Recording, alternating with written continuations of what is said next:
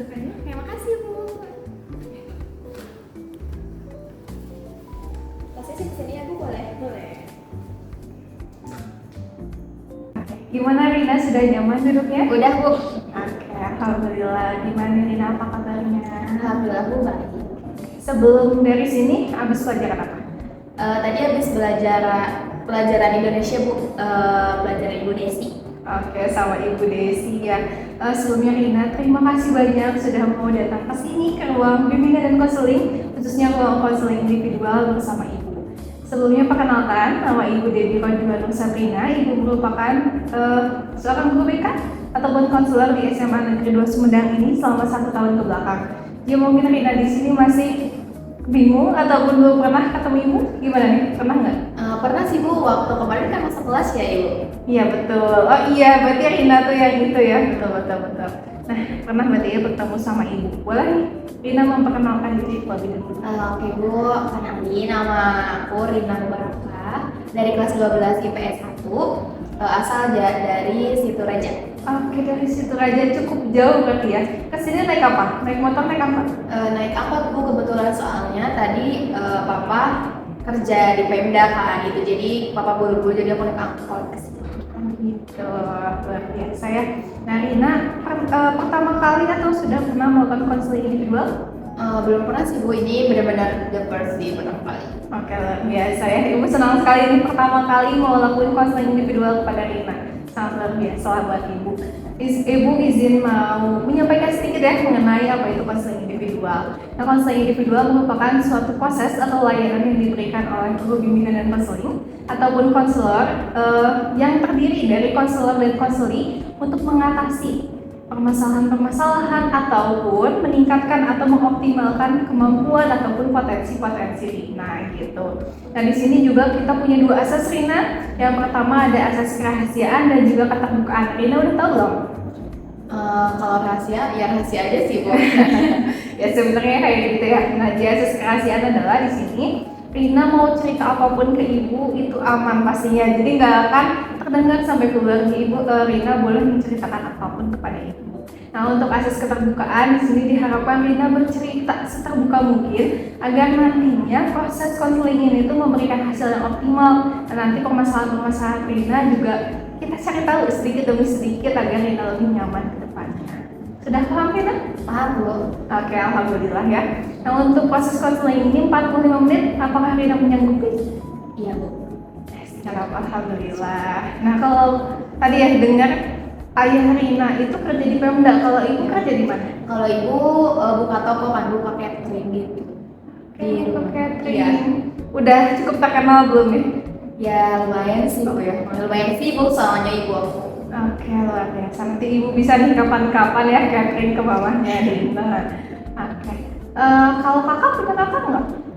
Aku kebetulan 2 bersaudara dan aku anak bungsu. Kakak aku perempuan.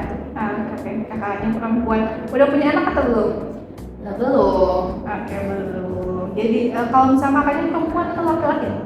Perempuan. Perempuan. Oh, jadi papahnya yang paling ganteng di rumah ya? Iya. Oke.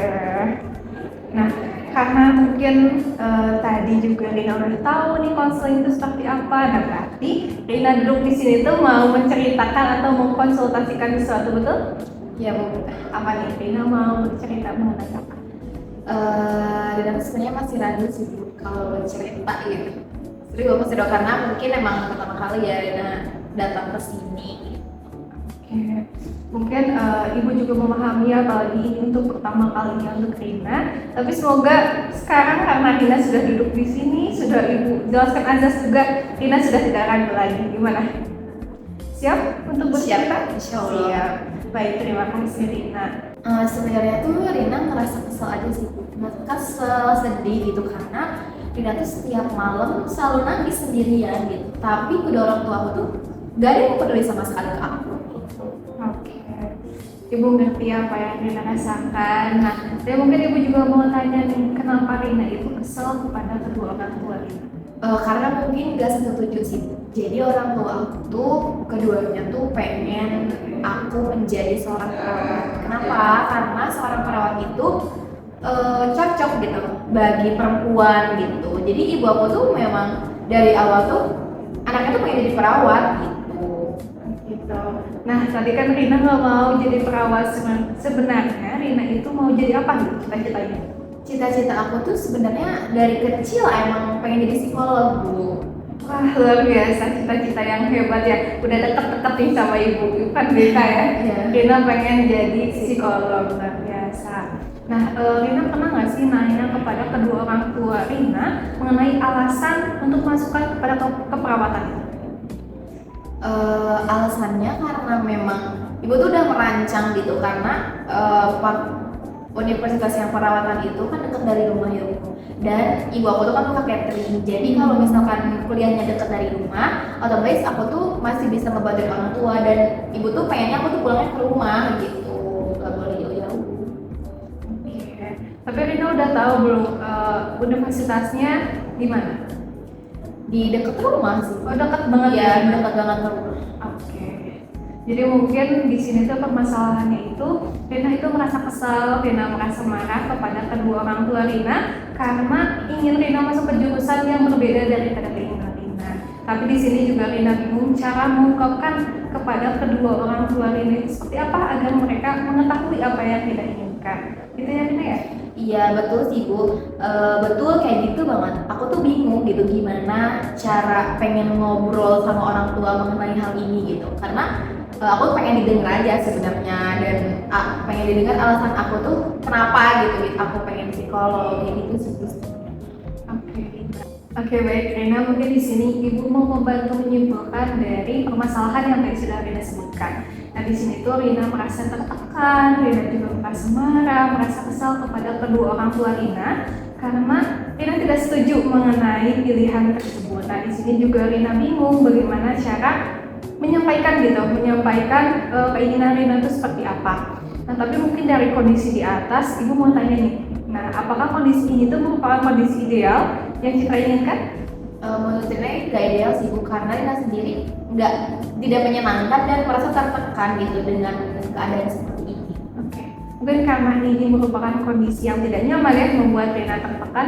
Sebenarnya Rina tuh maunya apa? Sebenarnya Rina tuh pengennya didengerin aja kenapa Rina memilih psikolog. Kemudian pengen didengerin aja karena kalaupun memang tidak sesuai sama keinginan orang tua, selebihnya Rina tuh bisa nggak terus-terusan tertekan dengan perasaan gundah gitu loh Bu. Gitu. Jadi pengen tuh cerita aja, ngobrol gitu, walaupun memang keputusannya enggak, tapi ya Rina tuh bisa mencurahkan aja sebenarnya. Oke. Nah jadi mungkin di sini tuh Rina sebenarnya pengen didengerin dulu ya sebelum kedua orang tua Rina memutuskan mengenai jurusan yang nantinya dipilih. Nah selain itu juga mungkin Ibu mau apresiasi dulu ya buat Rina yang sudah luar biasa, sudah dapat mengidentifikasi kebutuhan dan juga keinginan Rina. Baiklah Rina, sebelumnya apakah Rina pernah membicarakan hal ini terhadap orang tua Rina? Buat apa sih Bu kalau menurut Rina? Karena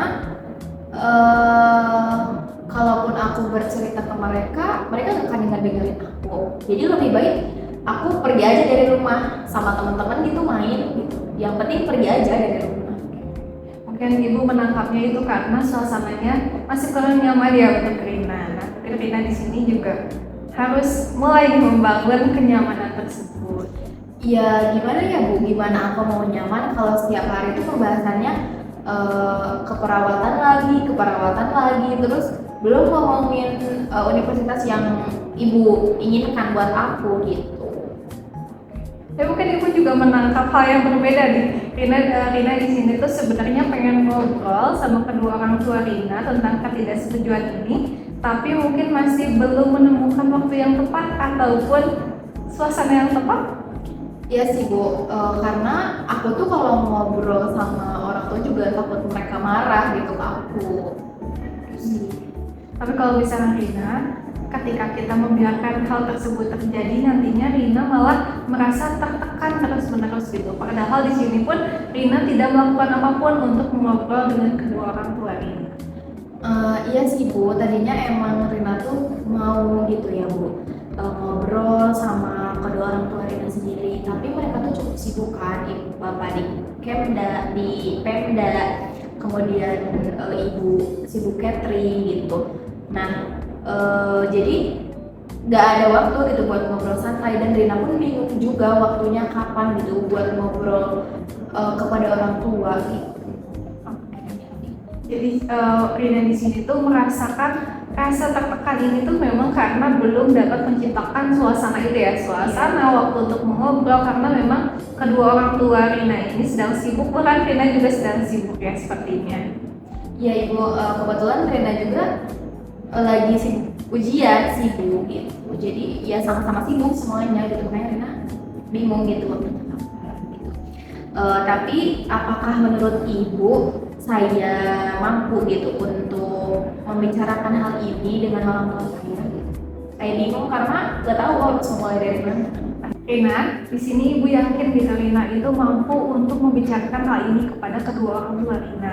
Karena sebenarnya Rina tuh udah dari lama tuh pengen gitu untuk bercerita mengenai hal ini, tapi mungkin waktu dan suasananya belum mendukung. Rasa kekecewaan yang Rina alami juga mungkin terjadi karena kesempatan ini masih belum ada gitu, yang membuat Rina belum bisa mengungkapkan perasaan Rina. Iya sih Ibu, benar banget apa yang dikatakan Ibu.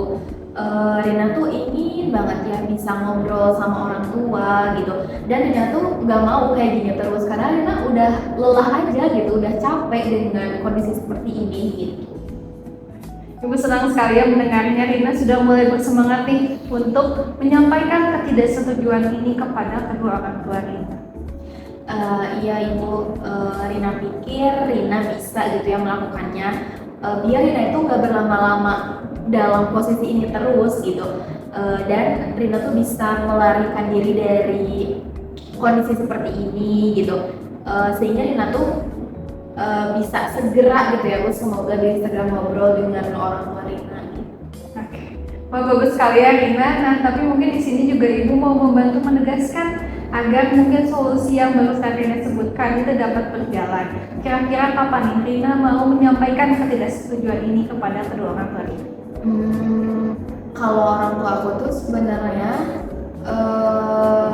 sibuk ya Bu, sibuk tuh dari Senin sampai hari Jumat. Mungkin Rina tuh bisa memulainya di hari Sabtu sore.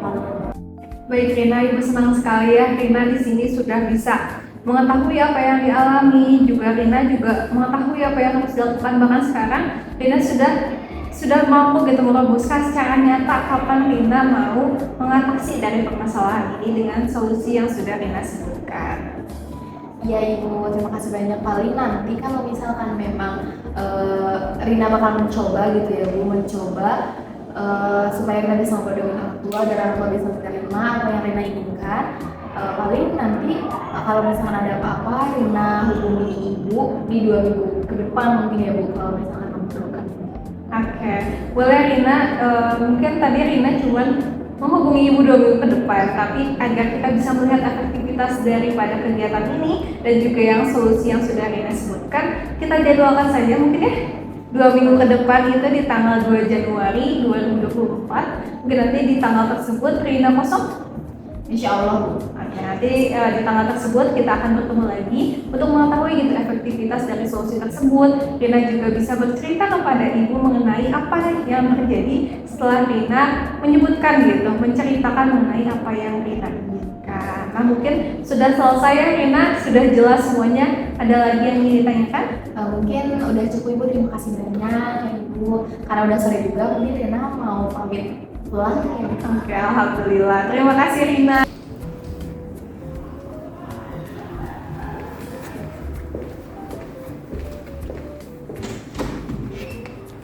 Hati-hati di jalan Rina.